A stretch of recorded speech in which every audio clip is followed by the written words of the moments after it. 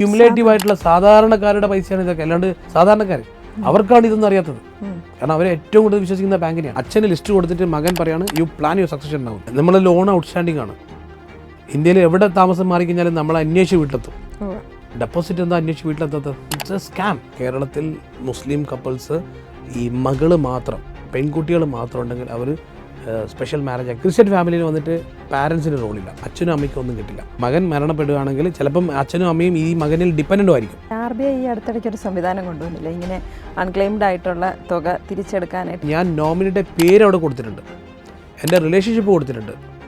പക്ഷേങ്കിൽ bank collect ചെയ്യാത്തൊരു സംഭവം വളരെ നിസ്സാരമായ ചില കാര്യങ്ങളായിരിക്കും. വൈഫിനെയും മക്കളോടും പറയാൻ പറ്റിയില്ലെങ്കിലും ഇതിന് ഇൻ്റർമീഡിയറി വേറെ ആരെങ്കിലും, ഒരു കൺസൾട്ടിങ് ഫേമിനെയോ അല്ലെങ്കിൽ ലോയറെയോ നിങ്ങളുടെ ചാർട്ടേഡ് അക്കൗണ്ട് ആരെങ്കിലും നിങ്ങൾ പറയണം. അപ്പോഴാണ് ഈ തർക്കങ്ങളൊക്കെ വരുന്നത്. നിങ്ങളുടെ അഡ്രസ്സിൽ വിളിച്ചു, കണ്ടില്ല, KYC നോക്കി, ഡോക്യുമെന്റ്സ് നോക്കി, ഇതൊക്കെയാണ് ഇവർ പറയുന്ന കാരണങ്ങൾ. പണ്ട് ചെയ്തിട്ടുള്ള കാര്യങ്ങളാവും. ചിലപ്പോൾ ഫോൺ നമ്പർ മാറിയിട്ടുണ്ടാവും, ഇമെയിൽ ID മാറിയിട്ടുണ്ടാവും. അഡ്രസ്സും ഡീറ്റെയിൽസ് ഒന്നും അല്ലാതെ ആരും ഒരു ബാങ്കിൽ ഒരു വ്യക്തിയുടെ ഡെപ്പോസിറ്റ് വെക്കില്ലല്ലോ. കുട്ടികളില്ലാത്ത ക്രിസ്ത്യൻസ് കപ്പിൾസ് മാൻഡേറ്ററി ആയിട്ട് ഹസ്ബൻഡും വൈഫും ബില്ല് എഴുതണം.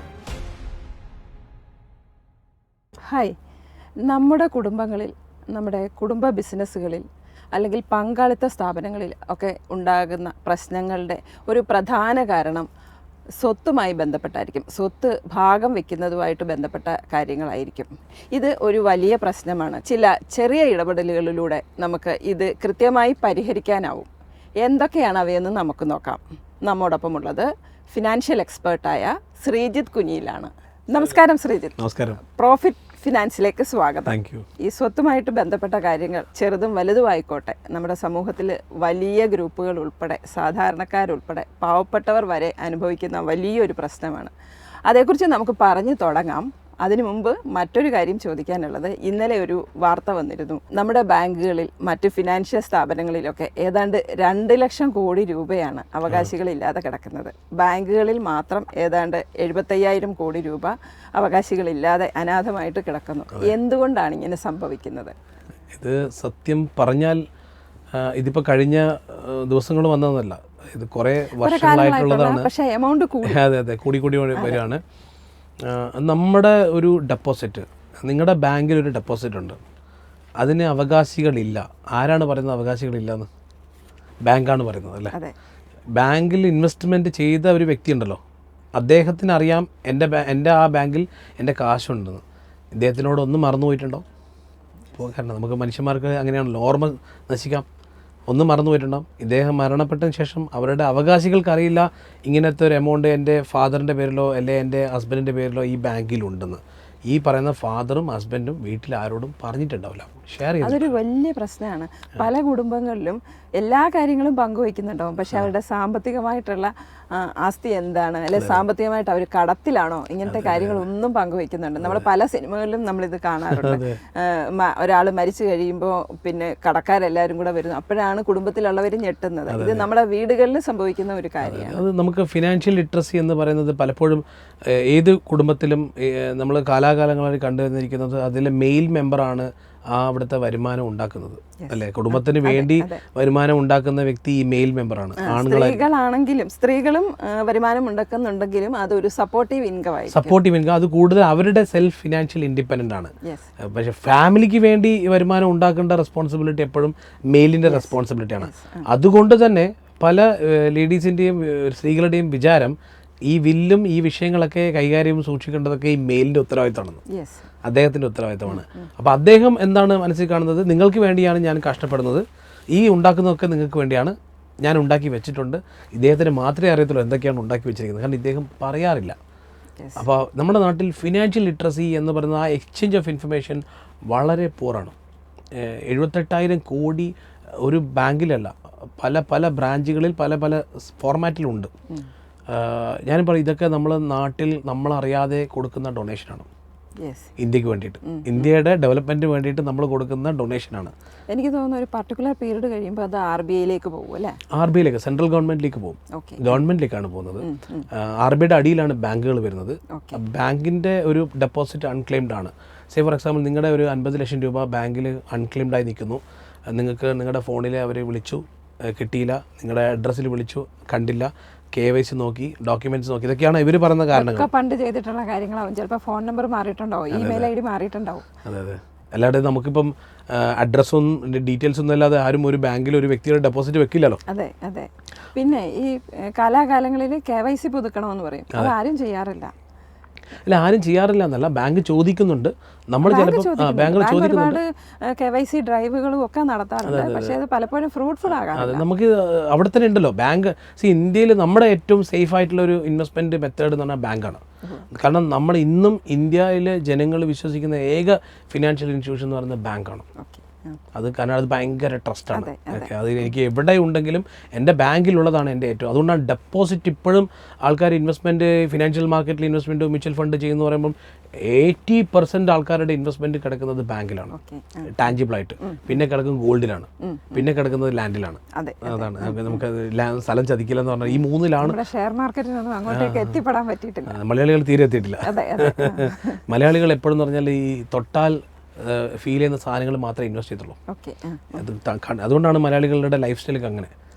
കാരണം കൂടുതലും കാറ്, മറ്റേ ജ്വല്ലറി, ഇതെല്ലാം നമ്മൾ കിടക്കുന്ന മലയാളികൾക്ക് കൈകൊണ്ട് തൊടണം, കണ്ടുകൊണ്ടാ ഫീൽ ചെയ്യണം.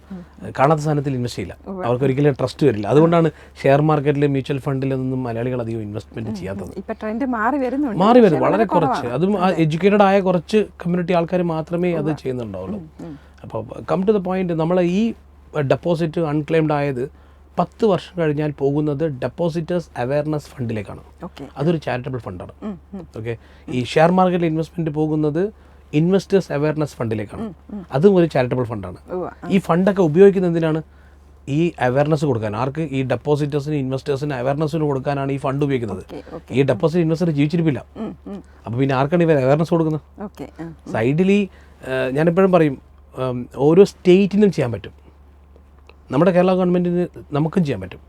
ഓരോ വീട്ടിലും പോയിട്ട് ഈ അവയർനെസ് നടത്താൻ പറ്റും. SLBC അങ്ങനെ നടത്തുന്നുണ്ടെന്ന് തോന്നുന്നു. നടത്തണം. നടത്തിയാൽ മാത്രമേ, ആ വീട്ടിൽ പോയാൽ മാത്രമേ അറിയത്തുള്ളൂ അവിടെ എഡ്യൂക്കേഷൻ. അതായത് ഇന്ന് ഇപ്പോൾ കിടക്കുന്നത് 78,000 എന്ന് പറഞ്ഞ് മരിച്ചു പോയൊരു വ്യക്തിയുടെ, ഇന്ന് ജീവിച്ചിരിക്കുന്ന വ്യക്തിയുടെയും ഇത് അൺക്ലെയിംഡ് ആവും. അതാണ് നമ്മളെ അവയർനെസ്. അത് അറ്റ്ലീസ്റ്റ് ഈ ഇപ്പം ജീവിച്ചിരിക്കുന്ന പല ആൾക്കാരുടെയും നാളെ അത് അവയർനെസ് ആവും. കാരണം ഒരു ദിവസം ഏകദേശം എത്ര പേര് മരിക്കുന്നുണ്ടോ അല്ലേ? കേരളത്തിൽ എത്ര പേര് മരിക്കുന്നുണ്ടോ ഒരു ദിവസം?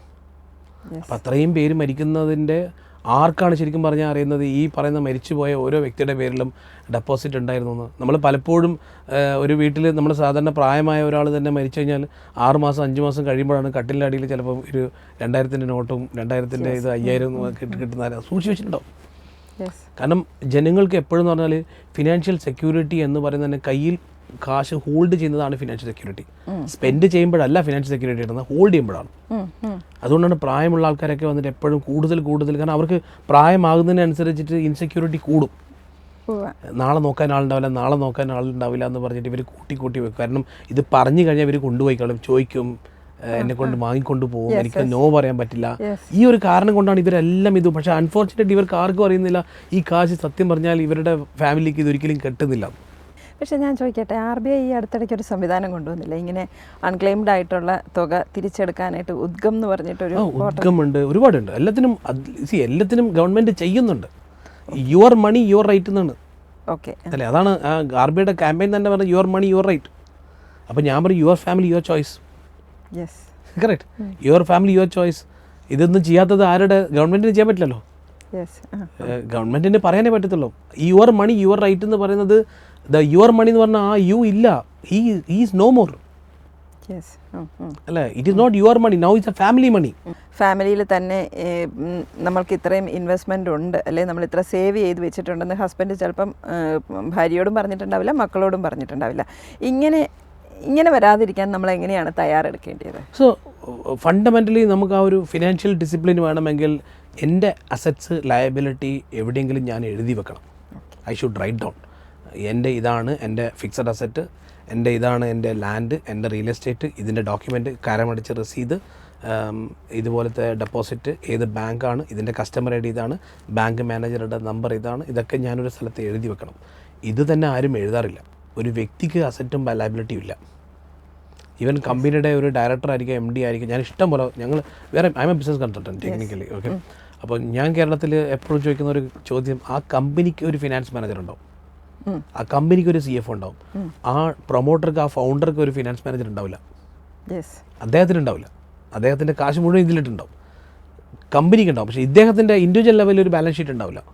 പക്ഷേ ഇദ്ദേഹത്തിൻ്റെ ഇൻഡിവിജ്വൽ ലെവലിലാണ് ഫാമിലി ഡിപ്പെൻഡ് ആയിരിക്കുന്നുണ്ടാവുക. അപ്പോൾ ഇദ്ദേഹത്തിന് എന്ത് സംഭവിച്ചാൽ എന്തൊക്കെ ഉണ്ട് ഇല്ല എന്ന് നമുക്കറിയില്ല. അപ്പം നമ്മൾ ഉണ്ടാക്കണം. അത് ഉണ്ടാക്കിയിട്ട് അറ്റ്ലീസ്റ്റ് വന്നിട്ട് നമുക്ക് വൈഫിനെയും മക്കളോടും പറയാൻ പറ്റിയില്ലെങ്കിലും ഇതിന് ഇൻ്റർമീഡിയറി വേറെ ആരെങ്കിലും ഒരു കൺസൾട്ടിങ് ഫേമിനെയോ അല്ലെങ്കിൽ ലോയറെയോ നിങ്ങളുടെ ചാർട്ടേഡ് അക്കൗണ്ട് ആരെങ്കിലും നിങ്ങൾ പറയണം, ഇതാണ് എൻ്റെ ടോട്ടൽ അസറ്റ്സ് ആൻഡ് ലയബിലിറ്റി, ഇത് പീരിയോഡിക്കലി ചെയ്തിട്ടുണ്ട്, anything it happen to me please hand over to the person. അങ്ങനെ ഒരു കാര്യമായിട്ടില്ല അല്ലേ? ആരും ചെയ്യാറില്ല. നമ്മളെല്ലാവരും ചിരഞ്ജീവികളല്ലേ. നമ്മുടെ ആഗ്രഹം അതാണ്. അൺഫോർച്ചുനേറ്റ് ആയിട്ട് എന്തെങ്കിലും സംഭവിച്ചാൽ പിന്നെ ഒന്നും ചെയ്യാൻ പറ്റില്ല. ഞാനിപ്പോൾ വരുമ്പോൾ ഇപ്പം നമ്മുടെ ഇതിന് മുമ്പ് ഒരു കോൾ കഴിയുമ്പോൾ ഞാൻ ക്ലൈൻറ്റിനോട് പറയായിരുന്നു, the only certain in life is death, but that is very uncertain. അത് എപ്പോഴാണെന്നറിയില്ല, പക്ഷേ അത് മാത്രം ഉറപ്പാണ്. ലൈഫിൽ നമ്മളെല്ലാവരും ജീവിച്ചിരിക്കുന്നതെന്ന് പറഞ്ഞാൽ ഒരു കോൺസെപ്റ്റ് എന്ന് പറഞ്ഞാൽ ടൈം ഉണ്ട് എന്നാണ്. അതിന് നമ്മൾ ഇല്യൂഷൻ ഓഫ് ടൈം എന്ന് പറയും. We have time. അപ്പം ഞാൻ എല്ലാ ദിവസവും രാത്രി കടന്നുറങ്ങുമ്പം നാളെ രാവിലെ എഴുന്നേക്കും എന്ന ഒരു ഉറപ്പിലാണല്ലോ ഞാൻ ഉറങ്ങുന്നത്. കറക്റ്റ്. എല്ലാവരും അങ്ങനെ തന്നെയല്ലേ. അപ്പോൾ രാവിലെ എഴുന്നേൽക്കുമ്പോൾ നമ്മൾ എല്ലാ ദിവസവും എഴുന്നേൽക്കുന്നുണ്ട്, അതുപോലെ എല്ലാ ദിവസവും നാളെ രാവിലെ എഴുന്നേക്കും അല്ലേ. നമ്മൾ രാവിലെ എഴുന്നേറ്റ് പല്ല് തേക്കുമ്പോൾ നമുക്ക് തോന്നുന്നത് we have got one more day അല്ലേ. That is by default you will get every day like this. അപ്പോൾ അങ്ങനെയാണ് നമ്മുടെ ലൈഫ് സർക്കിൾ ഇങ്ങനെ പോയിക്കൊണ്ടിരിക്കുന്നത് അല്ലേ. ഇൻ ബിറ്റ്വീൻ പലപ്പോഴും സംഭവിക്കുന്നത് കൂടുതലും ആക്സിഡൻ്റൽ, നാച്ചുറൽ ഡെത്ത് തന്നെ ആക്സിഡൻ്റൽ ഡെത്താണ് ടെക്നിക്കലി സ്പീക്കിംഗ് അല്ലേ. അത് we don't know when it happen. That is reason പെട്ടെന്ന് എന്നൊക്കെ പറയുന്നതൊക്കെ പോലെ തന്നെയാണ്. അൺക്ലെയിംഡ് ഡെപ്പോസിറ്റിൻ്റെ കാര്യം പറഞ്ഞല്ലോ, അവിടെ നോമിനി വലിയ റോള് പ്ലേ ചെയ്യുന്നുണ്ട്. കാരണം പലപ്പോഴും ഞാൻ നോമിനിയുടെ പേര് അവിടെ കൊടുത്തിട്ടുണ്ട്, എൻ്റെ റിലേഷൻഷിപ്പ് കൊടുത്തിട്ടുണ്ട്, പക്ഷേങ്കിൽ ബാങ്ക് കളക്ട് ചെയ്യാത്തൊരു സംഭവം എൻ്റെ മൊബൈൽ നമ്പർ, ഏത് നോമിനിയുടെ മൊബൈൽ നമ്പർ, നോമിനിയുടെ ഇമെയിൽ ID, ഇതൊന്നും ആരും കളക്ട് ചെയ്യുന്നില്ല. വളരെ നിസ്സാരമായ ചില കാര്യങ്ങളായിരിക്കും. വളരെ നിസ്സാരമായ കാര്യങ്ങളാണ്. ഓക്കെ, ഞാൻ പറഞ്ഞത് RBIക്ക് ഇത്ര മാത്രം നമ്മൾ ഇ ഗവേണൻസ് നമ്മൾ അത്രയും സ്ട്രോങ് ആണ്. ഇത്രയും ഡീറ്റെയിൽസ് വാങ്ങുന്ന ബാങ്കിന് എന്തുകൊണ്ട് നോമിനിയുടെ മൊബൈൽ നമ്പറും ഇമെയിൽ ID വാങ്ങിച്ചൂടാം അല്ലേ. ഒരുപാട് കാര്യങ്ങൾ പറയുന്നുണ്ടല്ലേ. കാരണം RBI തന്നെ പറയുന്നതിൽ 6-7 കാരണങ്ങളുണ്ട് എന്തുകൊണ്ടാണ്. ഞാൻ പറഞ്ഞു യുവർ മണി യുവർ റൈറ്റിൽ 6 കാരണങ്ങൾ പറയുന്നുണ്ട്. അതിലൊരു കാരണം RBI അവസാനം പറയുന്നത് uninformed with the family members, ഇത് ഫാമിലിയോട് പറയാതിരിക്കുന്നത്, അത് ബാങ്ക് തന്നെ പറയുന്നുണ്ട്. അത് ഒരു കാരണം. അപ്പം ബാങ്ക് പറയുന്നത് KYC ആണ്. പക്ഷേ ഞാൻ ഇതിൻ്റെ സിമ്പിൾ എക്സാമ്പിൾ പറയാം. ഞാൻ എല്ലാ ഫോറത്തിലും പറയുന്നൊരു കാര്യമാണ്. നിങ്ങൾക്കൊരു ക്രെഡിറ്റ് കാർഡ് ഉണ്ട്, ഒരു ലോണുണ്ട്, അതിൻ്റെ EMI 5-ാം തീയതി ഡ്യൂ ആണ്. നിങ്ങൾക്ക് 1-ാം തീയതി 2-ാം തീയതി 3-ാം തീയതി രാവിലെ ഉച്ചയ്ക്ക് വൈകുന്നേരം റിമൈൻഡർ കോൾ വരും. സാറേ 5-ാം തീയതി 5-ാം തീയതി ഡ്യൂ ആണ് കേട്ടോ, ബാങ്കിൽ കാശുണ്ടായിരിക്കണം, 5-ാം തീയതി ഡ്യൂ ആണ്, കാശുണ്ടായിരിക്കണം. ഞാൻ പറയും ഉണ്ടാവും, ഉണ്ടായിരിക്കണം. നിങ്ങളത് മിസ് ചെയ്തിട്ടുണ്ട് പിന്നെ കംപ്ലീറ്റ് തുരുതുര കോളായിരിക്കും അല്ലേ. ക്രെഡിറ്റ് കാർഡും ലോണും ബാങ്കുകൾ ഔട്ട്സോഴ്സ് ചെയ്യുന്നുണ്ട്. എന്തുകൊണ്ട് ഡെപ്പോസിറ്റ് ഔട്ട്സോഴ്സ് ചെയ്യുന്നില്ല? ഏതെങ്കിലും തേർഡ് പാർട്ടി നമ്മളെ വിളിക്കുന്നുണ്ടോ? ഇല്ല. 5-ാം തീയതി ഡെപ്പോസിറ്റ് ഡ്യൂ ആണ് കേട്ടോ, വന്ന് വാങ്ങിച്ചോളൂ. 5-ാം തീയതി ഡെപ്പോസിറ്റ് ഡ്യൂ ആണ്, റിന്യൂ ചെയ്യാൻ പോകുന്നുണ്ട്, റിന്യൂ ചെയ്യണോ അല്ലെങ്കിൽ നിങ്ങൾ വിഡ്രോ ചെയ്യാണോ? ഇല്ലേ, അറിയുന്നില്ല. നമ്മൾ ലോൺ ഔട്ട്സ്റ്റാൻഡിങ് ആണ്. ഇന്ത്യയിൽ എവിടെ താമസം മാറിക്കഴിഞ്ഞാലും നമ്മൾ അന്വേഷിച്ച് വീട്ടിലെത്തും അല്ലേ. ഡെപ്പോസിറ്റ് എന്താ അന്വേഷിച്ച് വീട്ടിലെത്തത്? അവർക്ക് കിട്ടണമല്ലോ. So it's a scam. It's a purposely ചെയ്യാന്നുണ്ട്. ഞാൻ പറയുന്നു യു ഷുഡ് ഡു നോ. എനിക്ക് തോന്നുന്നു ഓരോ കസ്റ്റമറും സ്വന്തം KYC, നോമിനിയുടെ ഡീറ്റെയിൽസ് ഇതൊക്കെ ഇടയ്ക്കിടയ്ക്ക് അപ്ഡേറ്റ് ചെയ്യും. നമ്മൾ ഈ വീഡിയോ കാണുന്ന എല്ലാവരോടും ഞാൻ പറയും, നിങ്ങൾ ബാങ്കിൽ പോവുക. ബാങ്കിൽ പോയിട്ട് നിങ്ങളുടെ നോമിനിയുടെ ആരാണോ നോമിനി അവിടെ ബാങ്കിൽ ചോദിക്കുക, എനിത്തിങ് ഹാപ്പൻ ടു മീ, എൻ്റെ നോമിനിയെ കോൺടാക്റ്റ് ചെയ്യാനുള്ള മെക്കാനിസം ഒന്ന് പറഞ്ഞു തരും. നിങ്ങൾ എങ്ങനെ വിളിക്കും? അല്ല, ഏത് നമ്പറിലാണ് വിളിക്കുക? എൻ്റെ നമ്പറിലാണോ? അല്ല, എൻ്റെ നോമിനി ചിലപ്പം പുറത്താണ്ടാവാം. എൻ്റെ നോമിനിയുടെ ഇമെയിൽ ID നിങ്ങൾക്കുണ്ടോ? ഇല്ലെങ്കിൽ give A number, give N alternative number, give an email ID. Okay, ബാങ്കിൽ നിന്ന് നമ്മൾ വാങ്ങണം, നമ്മൾ ബാങ്കിന് കൊടുക്കണം. ബാങ്കിൻ്റെ കയ്യിലില്ലല്ലോ. അല്ല, നമ്മുടെ പർട്ടിക്കുലർ ബ്രാഞ്ച് ഏതാണെങ്കിൽ അവിടുത്തെ നമ്പറും വാങ്ങി വെക്കാമല്ലോ. അല്ല, അത് നമ്മൾ നോമിനി കൊടുക്കണം. That's A difference story. പക്ഷെ ഞാൻ പറയുന്നത് ബാങ്ക് എന്തുകൊണ്ട് നോമിനിയെ വിളിക്കുന്നില്ല? ഇപ്പം ഞാൻ പറയുന്നത് നിങ്ങളുടെ ഫാദറിൻ്റെ പേരിൽ ഒരു ഫോർഗെറ്റപ്പെട്ട 50 ലക്ഷം, ഒരു 50,000 രൂപ നിങ്ങളുടെ ഫാദറിൻ്റെ പേരിൽ ഉണ്ടായിരുന്നു. ഇപ്പം സംതിങ് വന്നിട്ട് നിങ്ങൾക്കറിയാം, ബാങ്ക് വിളിച്ച് പറയാണ് വന്ന് കളക്ട് ചെയ്തോളൂ, നിങ്ങളുടെ ഫാദറിൻ്റെ ഒരു 50,000 രൂപ ബാങ്കിൽ ഡെപ്പോസിറ്റാണ്, നിങ്ങളാണ് നോമിനി. ഞാൻ അടുത്ത ദിവസം രാവിലെ 10 മണിക്ക് ബാങ്ക് ഉണ്ടാവും. ബാങ്ക് തുറക്കുന്നതിന് ഞാൻ അവിടെ ഉണ്ടാവില്ലേ? ഞാൻ പറയും എനിക്ക് സമയമില്ലെന്ന് വാങ്ങിക്കാൻ. അങ്ങനത്തെ ഏതെങ്കിലും ഒരാളെ നിങ്ങൾ കണ്ടിട്ടുണ്ടോ ഇന്ത്യയിൽ? ഞാൻ കണ്ടിട്ടില്ല. അത് എത്ര കോടീശ്വരനാണ് ബാങ്കിൽ പോയി നിൽക്കും 50,000 രൂപ വാങ്ങിക്കാൻ.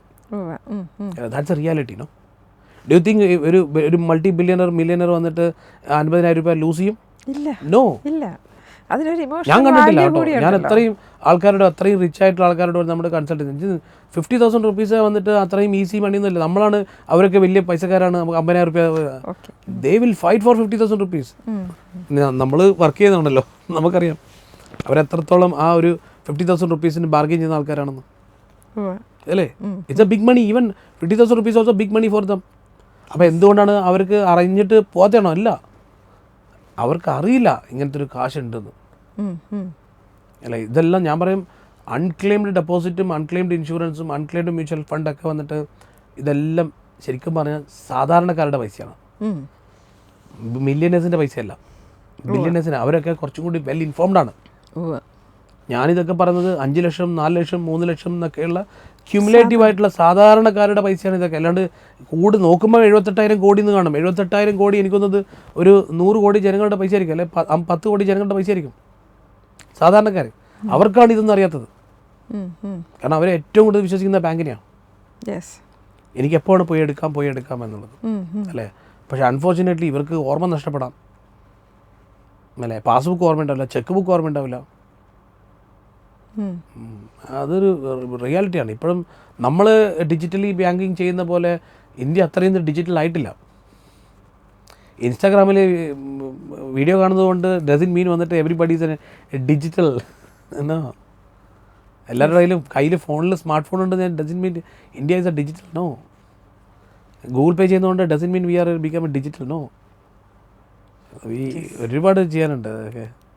പക്ഷേ ഞാൻ പറയുന്നത് ഒരു 45-50 ഇയർ ഓൾഡായ എല്ലാവരും ചെയ്യേണ്ട ഒരു ബേസിക് ലെവലിലെ ഫിനാൻഷ്യൽ ലിറ്ററസിയാണ് list down all your assets and liability. Ideal ആയിട്ടുള്ള ഏജ് അതാണോ? അതോ ചെറുപ്പം തൊട്ടേ നമുക്ക്, അതായത് ഇന്നത്തെ കാലത്ത് യങ്സ്റ്റേഴ്സിന് വളരെ പെട്ടെന്ന് ജോലി കിട്ടും, ഹൈലി പെയ്ഡ് ആയിട്ടുള്ള ജോലിയായിരിക്കും. അവർ പെട്ടെന്ന് വീട് വാങ്ങി, കാറ് വാങ്ങി, അതല്ലെങ്കിൽ കുറേ മ്യൂച്വൽ ഫണ്ടിൽ ഇൻവെസ്റ്റ് ചെയ്തു, അങ്ങനെയൊക്കെ അവരൊരു 10-35 വയസ്സൊക്കെ ആകുമ്പോഴത്തേക്കിന് അവരൊരു നല്ല നിലയിലേക്ക് എത്തുന്നുണ്ടാവും ഫിനാൻഷ്യലി. പക്ഷേ ഇങ്ങനെ ഒരു നീക്കം ഉണ്ടാവില്ല.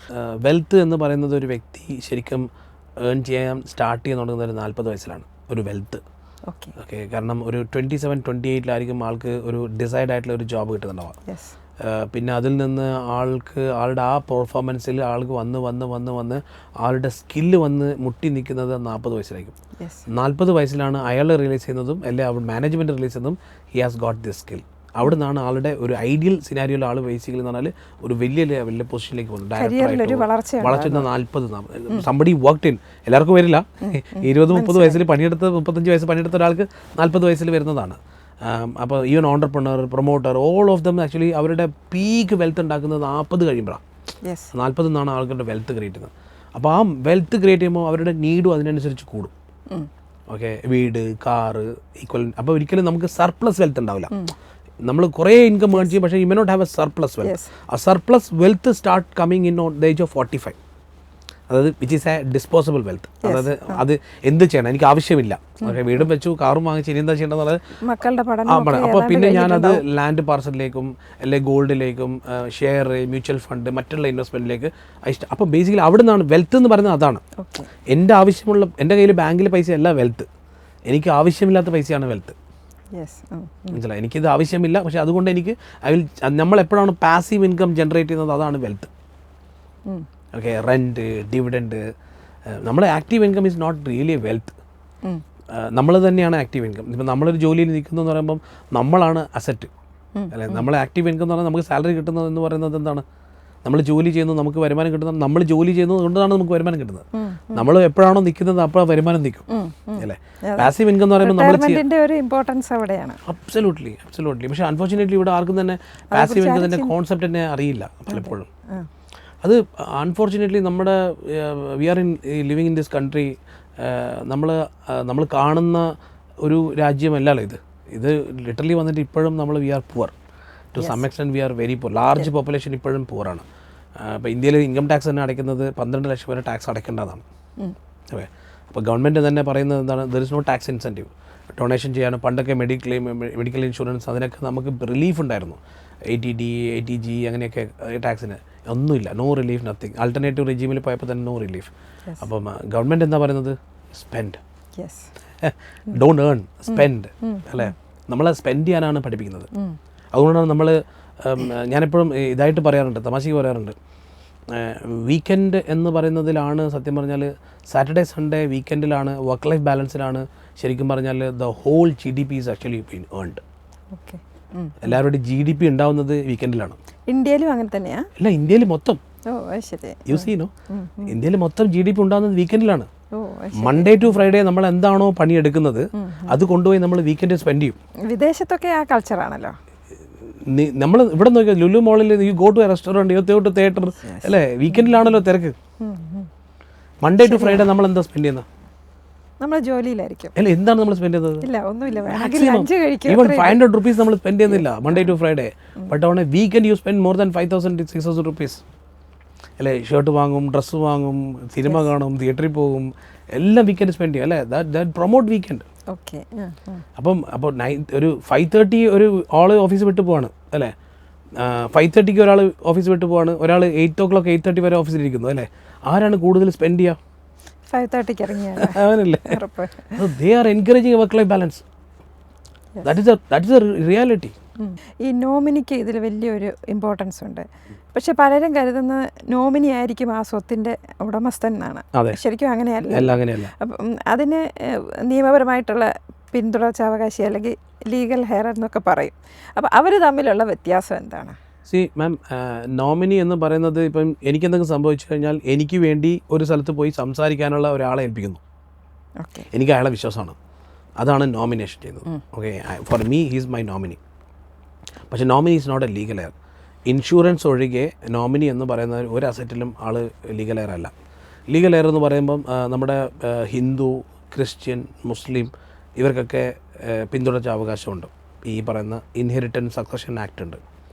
For example Hindu succession act 1956 ഉണ്ട്, ഇന്ത്യൻ സക്ഷൻ ആക്ട് 1925 ഉണ്ട്, പിന്നെ മുസ്ലിമിന് ഷരിയ ലോ 1937. ഇങ്ങനെ ഓരോ നിയമപ്രകാരമാണ് ഈ പറഞ്ഞ ഇൻഹെറിറ്റൻസ് സംഭവിക്കുന്നത്. അപ്പോൾ ഓരോ റിലീജിയനും ഡിഫറെൻ്റ് ആണ്. ഹിന്ദുവിന് വേറെയാണ്, ഓക്കെ, ക്രിസ്ത്യൻസിന് വേറെയാണ്, മുസ്ലിംസിന് വേറെയാണ്. ഇതിൽ പ്രകടമായ വ്യത്യാസങ്ങളുണ്ടോ? പിന്നെ ഒരുപാട് വ്യത്യാസം, സിഗ്നിഫിക്കൻറ്റ് ഡിഫറൻസ് ഉണ്ട്. സ്ത്രീകൾക്ക് എവിടെയെങ്കിലും പ്രൊമിനൻസ് കിട്ടുന്നുണ്ടോ? ഒരു അക്കാദമിക് ഇൻട്രസ്റ്റിന് ചോദിച്ചതാണ്. അല്ല, ഞാൻ ആദ്യം ഒരു ബേസിക് ലെവലിൽ പറയുകയാണെങ്കിൽ ഒരു ഫാമിലിയുടെ ബാക്ക്ഗ്രൗണ്ടിൽ തന്നെ പറഞ്ഞാൽ യു ഗെറ്റ് എൻ ഐഡിയ എന്താണ് ഡിഫറൻസ്. ഒരു may be take A Hindu family, A Christian family, അല്ലെങ്കിൽ ഒരു മുസ്ലിം ഫാമിലി. ഒരു സിമ്പിൾ ഫാമിലി എടുക്കാം. അച്ഛനും അമ്മയും ഉണ്ട്, ഒരു പെൺകുട്ടിയുണ്ട്, ഭാര്യയും ഭർത്താവും. Husband is passed away. Okay, അപ്പോൾ ഈ എക്സാമ്പിളിൽ ഹിന്ദു ആണെങ്കിൽ മകൾക്കും വൈഫിനും അമ്മയ്ക്കും ഈക്വൽ റൈറ്റ്സ് ആണ്. 33 മരിച്ചു പോയാൽ, അതായത് ഹിന്ദു സക്സഷൻ ആക്ട് പ്രകാരം ഒരു ഹിന്ദു വൈഫിനും അയാളുടെ അമ്മയ്ക്കും ഈക്വൽ റൈറ്റ്സ് ആണ്. അതായത് മദർ ഇൻ ലോനും ഡോട്ടർ ഇൻ ലോനും ഓൾമോസ്റ്റ് ഈക്വൽ ആണ്.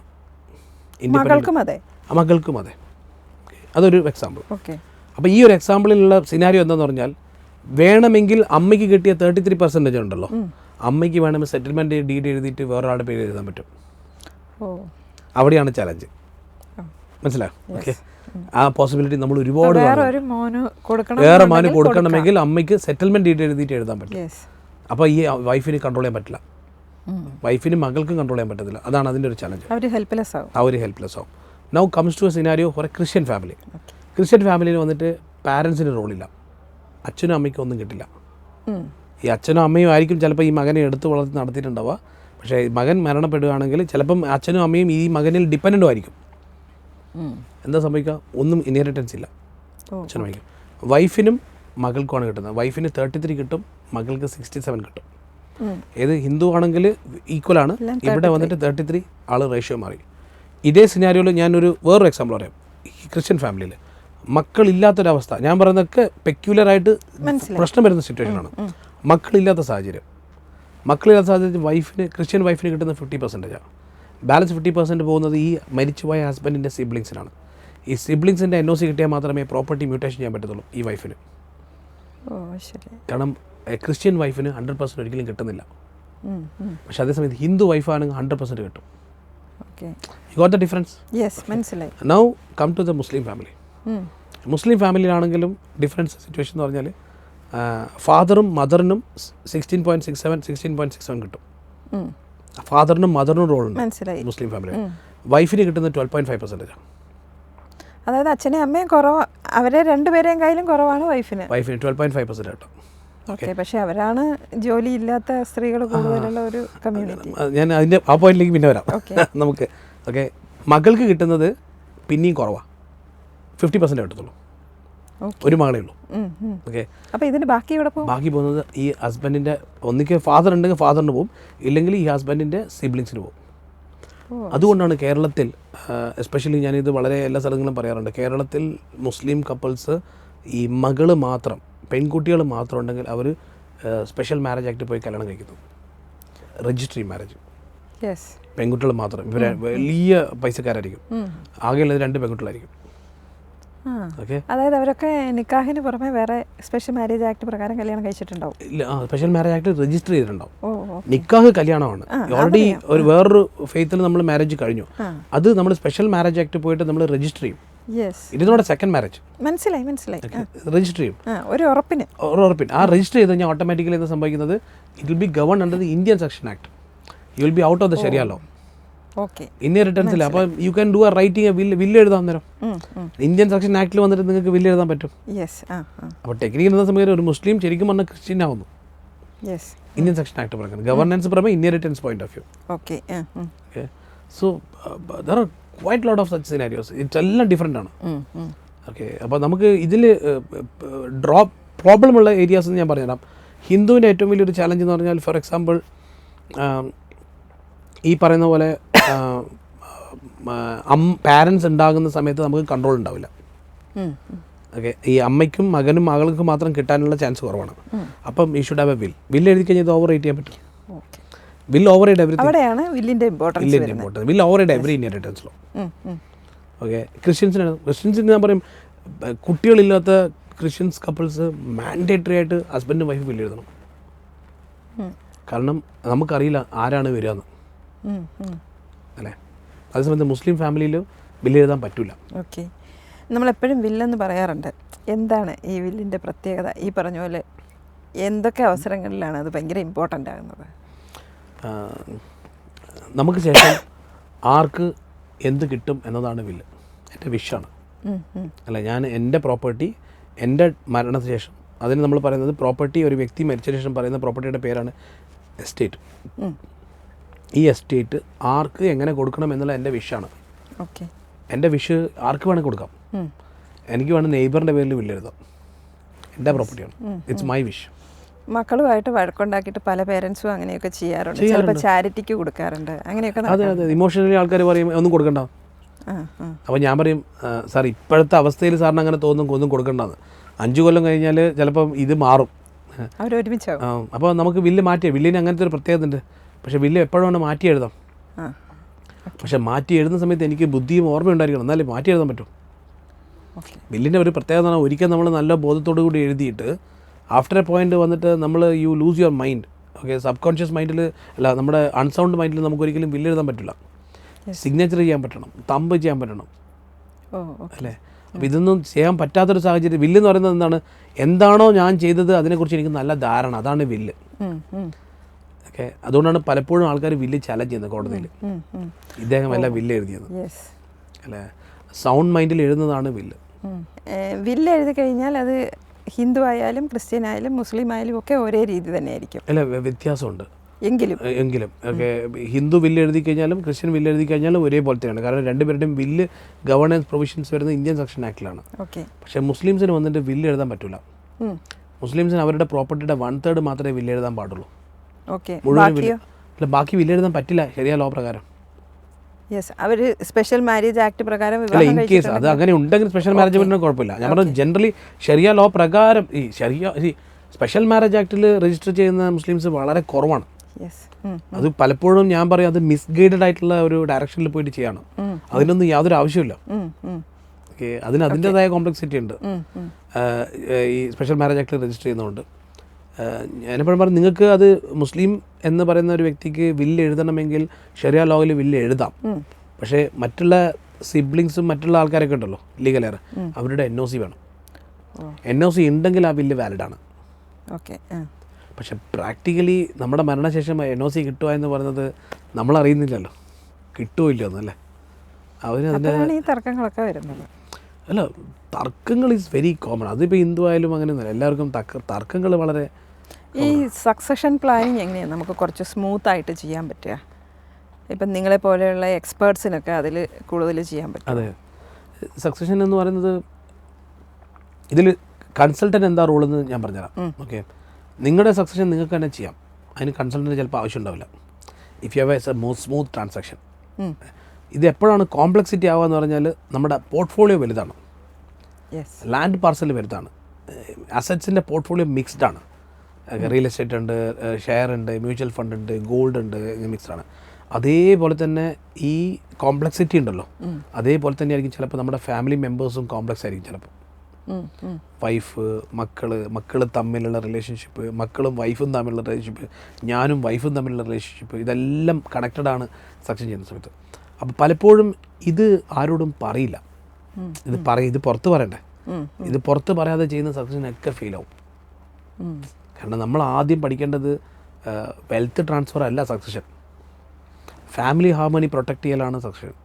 ഓക്കെ, അതാണ് മോസ്റ്റ് ക്രിട്ടിക്കൽ സൈഡ്. പലപ്പോഴും ആൾക്കാർ വിചാരിക്കുന്നത് ഈ ആധാരം എഴുതുന്ന പോലെ വന്നിട്ട് പ്രോപ്പർട്ടി അവരുടെ പേര് എഴുതി കൊടുക്കുന്നത് അതല്ല. ഓക്കെ, അപ്പോൾ ഇതിന് കൺസൾട്ടൻ്റ് എവിടെ നിന്നാണ് റോൾ ചെയ്യുന്നത്? നിങ്ങൾ ചെയ്യാൻ പോകുന്ന സക്സഷൻ എവിടെയെങ്കിലും പാളിപ്പോവോ, എവിടെയെങ്കിലും ചാലഞ്ച് വരാൻ സാധ്യതയുണ്ടോ എന്നുള്ളത് ഫോർസി ചെയ്യാനുള്ള ഒരു സ്കില്ലാണ് സക്സഷൻ ഉണ്ടാവും. നമുക്ക് പറയാൻ പറ്റും, സാർ അങ്ങനെ ചെയ്താൽ അത് മിസ്റ്റേക്ക്, അങ്ങനെയല്ല ചെയ്യേണ്ടത്. ഇപ്പോൾ ഞാനൊരു സിനാരിയോ പറയാം. എൻ്റെ ഒരു ക്ലയൻറ്റ്, കോയമ്പത്തൂർ ഒരു ക്ലയൻറ്റാണ്. ആ ക്ലയൻറ്റ് എൻ്റെ അടുക്ക് വന്നിട്ട് പുള്ളി കുറേ നേരം സംസാരിച്ചു. സംഭവം എന്ന് പറഞ്ഞാൽ അച്ഛനും മകനും തമ്മിൽ ചെറിയ രീതിയിൽ ഉടക്കായി, പ്രോപ്പർട്ടിയായിട്ട് ബന്ധപ്പെട്ടിട്ട്. അപ്പോൾ പറഞ്ഞ് വന്ന് സംസാരിച്ച് വന്നപ്പം പുള്ളി ഒരു ദിവസം മൊത്തം അസറ്റിൻ്റെ ലിസ്റ്റ് എടുത്തിട്ട്, രണ്ട് ചേട്ടന്മാരാണ്, അവർ തമ്മിൽ ചെറിയൊരു കോൺഫ്ലിക്റ്റ് വന്നപ്പോൾ തന്നെ ചേട്ടന് ചെറിയൊരു ഇത് വന്നു. അപ്പോൾ അച്ഛനോട് ഈ കക്ഷി ഫുൾ ലിസ്റ്റ് ഓഫ് അസറ്റ്സ് എടുത്തിട്ട് അച്ഛനോട് പറയും, ഇങ്ങനെയാണുള്ളത്, മറ്റേ ഇത് എനിക്ക് തന്നാൽ കുഴപ്പമില്ല, ഇത്. അപ്പം എന്താണ് പറയുന്നത്? അച്ഛന് ലിസ്റ്റ് കൊടുത്തിട്ട് മകൻ പറയാണ്, യു പ്ലാൻ യുവർ സക്സഷൻ ഉണ്ടാവും. ഇറ്റ്സ് എ റോങ് കമ്മ്യൂണിക്കേഷൻ അല്ലേ. അതോടുകൂടി കട്ടായി, പ്രശ്നമായി, വഴക്കായി, ഇഷ്യൂ ആയി. അപ്പം നമ്മൾ ഒരു വിഷയം പറയണമെന്ന് പറയുമ്പോൾ അത് എങ്ങനെ ബാക്ക് ഫയർ എന്ന് ചിലപ്പോൾ അറിയില്ല അല്ല. അവിടെയാണ് നമ്മളെ പോലത്തെ കൺസൾട്ടൻറ്റ് പ്ലേ ചെയ്യുന്നത്. അതെങ്ങനെ പ്ലേസ് ചെയ്യണം, അതെങ്ങനെ പറയണമെന്ന്. ഞാൻ പറഞ്ഞാൽ അത് വളരെ സ്മൂത്തായിട്ട് അത് നമ്മൾ പറയില്ലേ. അല്ല, നമ്മളുടെ സജഷൻസ് അവർ എടുക്കുമോ? പിന്നെ അതിന് മുന്നേ ഈ തർക്കം പരിഹരിക്കാൻ നമുക്കത് ഒരു വ്യക്തി പലപ്പോഴും നമ്മുടെ അടുക്ക് വരുന്ന ഒരു ക്ലയൻറ്റ് 80% ക്ലയൻറ്റും ഒരു ഓൾമോസ്റ്റ് ഈ ഒരു തർക്കത്തിൻ്റെ വേർജിൽ നിൽക്കുന്ന ആൾക്കാരാണ് നമ്മുടെ അടുക്ക് വരുന്നത്. സ്മൂത്തായിട്ട് നിൽക്കുന്ന ആൾക്കാർ അറിയില്ല നാളെ തർക്കം വരുമോ നമുക്ക് അവർക്കറിയില്ലല്ലോ. നമ്മളൊരു ഹോസ്പിറ്റലിൽ പോയിട്ട് ഡയഗ്നോസ് ചെയ്താൽ മാത്രമല്ലേ പ്രശ്നമുണ്ടെന്ന് അറിയത്തുള്ളൂ അല്ലേ. ചെയ്യാത്തിടത്തോളം ഒരു പ്രശ്നമില്ല. കറക്റ്റ്. അപ്പോൾ അങ്ങനെയാണ് പല ആൾക്കാരും ജീവിക്കുന്നത്. ഓക്കെ, ആ കോംപ്ലക്സിറ്റി നമ്മളൊന്ന് പറഞ്ഞ് മനസ്സിലാക്കി കൊടുക്കുമ്പോൾ ഈ ഒരു കോംപ്ലക്സിറ്റി വരാൻ സാധ്യതയുണ്ടെന്ന് പറഞ്ഞാൽ ഒന്ന് നമുക്കത് എടുക്കാമെന്ന് പറയുക. 90% ആൾക്കാരും വരുന്നത് നമുക്ക് വളരെ ഒരു ക്ലാരിറ്റിയോടാണ് വരുന്നത്. അവർ നമ്മൾ മുമ്പ് പറഞ്ഞത് നോമിനിയും അവകാശിയും തമ്മിലുള്ള വ്യത്യാസമായിരുന്നു പറഞ്ഞത്. ഈ അവകാശികൾക്കുള്ള പവർ, അങ്ങനത്തെ കാര്യങ്ങൾ എന്താ, അല്ലെ നോമിനി എപ്പോഴാണ് ഇത് അവകാശിക്ക് കൊടുക്കേണ്ടത്? ഇൻഹെറിറ്റൻസ് ലോ പ്രകാരം കൊടുക്കണം. ഇതിലേതെങ്കിലും ഒരു ഓപ്ഷനാണ് നമ്മൾ ചൂസ് ചെയ്യേണ്ടത്. പലപ്പോഴും ഈ നോമിനി അത് പോക്കറ്റ് ചെയ്യും. അപ്പോൾ ഈ മരിച്ചുപോയ പാർട്ട്ണറുടെ വൈഫും കുട്ടികളും ഒക്കെ എന്താ ചെയ്യുക? അവർ നിയമത്തിൻ്റെ വഴിയിൽ പോയാൽ ശരിയാവുമോ? വലിയ കമ്പനിയുടെ ഓണ്ടർപ്രണർ മരണപ്പെടുന്നുണ്ടാവും അല്ലേ.